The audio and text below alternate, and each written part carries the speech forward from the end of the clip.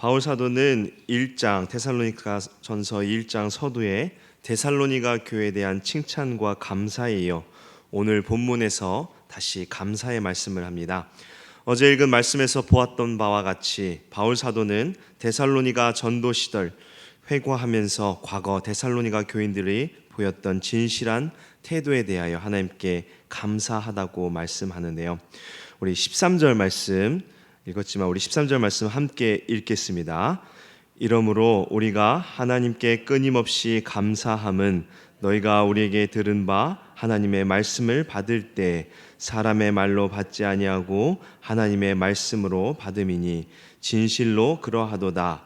이 말씀이 또한 너희 믿는 자 가운데에서 역사하느니라. 아멘. 바울 사도는 믿는 자 속에서 역사하는 복음을 사람의 말이 아닌 하나님의 말씀으로 받은 데살로니가 교인들로 인하여 하나님께 감사하다라고 말씀하고 있습니다. 즉 데살로니가 교인들은 바울 사도 일행이 전하는 복음을 들을 때 그것을 바울과 그 일행의 인간적인 사상이나 철학으로 여기지 아니하고 하나님의 말씀으로 여기고 받아들였다는 것입니다. 이러한 태도는 성도들이 목회자의 설교를 어떠한 자세로 들어야 하는지에 대하여 잘 보여주고 있습니다. 목회자가 강단에서 하나님의 말씀을 선포할 때 비록 인간의 입으로 선포되는 것이지만 하나님의 말씀에 근거를 두고 하는 것이기에 하나님의 말씀으로 받아야 합니다. 목회자는 윤리에 관한 교훈이나 처세수를 전달하는 것이 아닌 하나님의 계시의 말씀을 구원의 대상자들에게 선포하는 것입니다. 물론 설교자의 역량이나 준비에 따라서 설교가 달라지겠지만 그 안에는 하나님의 구원을 선포하고 이 땅에서 하나님의 백성으로서의 삶을 제시하는 것임에는 변함이 없습니다. 하나님께서 오늘날 하나님의 뜻을 전하는 도구로 목회자의 설교를 사용하신다는 이 사실을 인정하며 목회자들이 설교할 때 데살로니가 교인들처럼 하나님의 말씀으로 받는다면 분명 치유와 구원의 역사가 나타날 것입니다. 왜냐하면 하나님의 말씀은 그것을 믿는 자 안에서 강력한 능력으로 역사하기 때문입니다. 바울 사도는 13절 하반절에 하나님의 말씀을 받음이니 진실로 그러하도다. 이 말씀이 또한 너희 믿는 자 가운데서 역사하느니라 라고 말씀합니다. 바울 사도는 그들이 전한 복음을 데살로니가 교인들이 하나님의 말씀으로 믿는 믿음 안에서 강력한 능력으로 역사한다고 말씀합니다. 하나님의 말씀은 살아 역사합니다. 헛되이 돌아오는 법이 결코 없습니다. 그렇기에 하나님의 말씀은 우리가 순종하는 믿음으로 화답할 때 분명 능력으로 역사하십니다. 믿음으로 화답할 때 하나님의 말씀은 우리에게 유익이 되며 능력을 발휘하게 되는 것입니다. 데살로니가 성도들처럼 주의 말씀을 온전히 믿음으로 하나님의 풍성한 인자하심과 은혜를 누리는 성도 되기를 바랍니다. 바울 사도는 이어서 14절에 고난을 함께 받은 데살로니가 교인들을 칭찬합니다.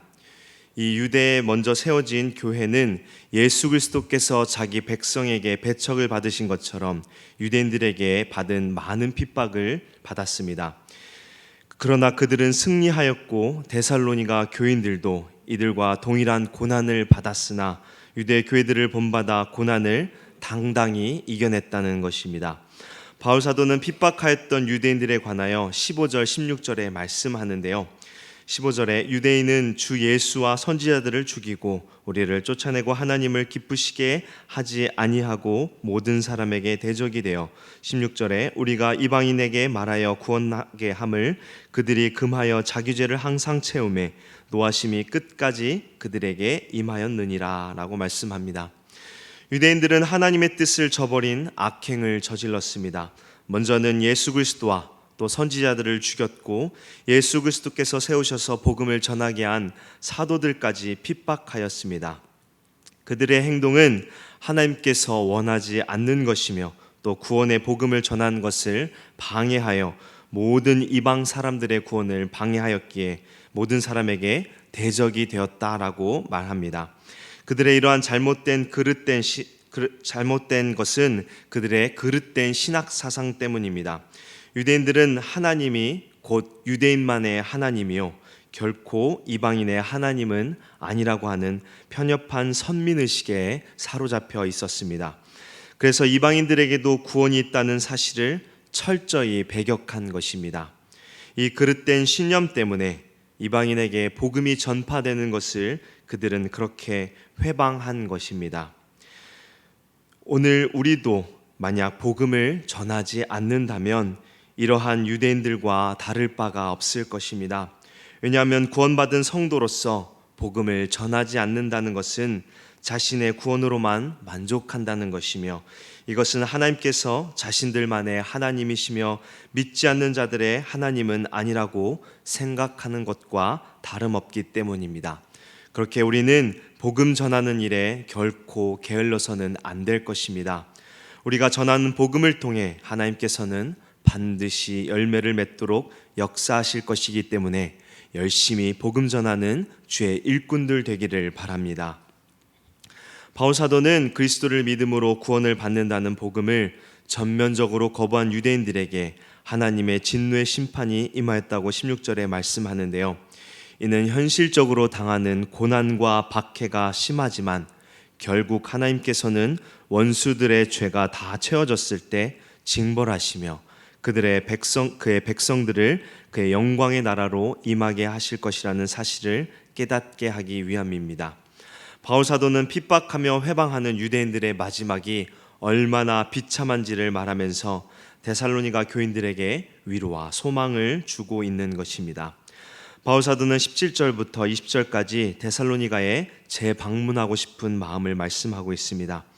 바울 사도는 데살로니가 교회를 개척한 후 유대인들의 극심한 박해를 받아 복음을 영접한 데살로니가 성도들을 믿음 위에 굳게 세울 겨를도 없이 그곳을 급히 떠나야 했습니다.